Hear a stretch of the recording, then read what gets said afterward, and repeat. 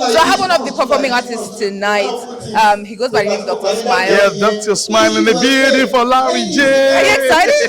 I mean, you're super excited that I am.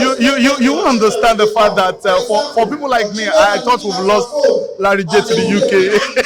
I actually felt that because So for me seeing Larry J do a comeback, man, I'm happy. Then Larry J is one of us. He's still here.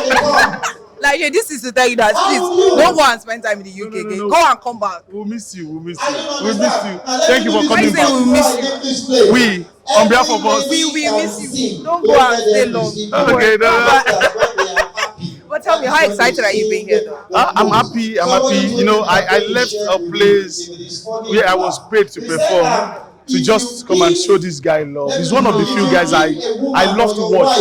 Sincerely, give me Larry J, give me Damola, give me Kenny Black, anytime, any day. So I'm happy to be celebrating you, my brother. I love you so much. And you're gonna give us something tonight, right? By the special. I cannot wait. I'm really excited. I haven't seen you actually perform in a while. Oh, it's me. I've been around making money.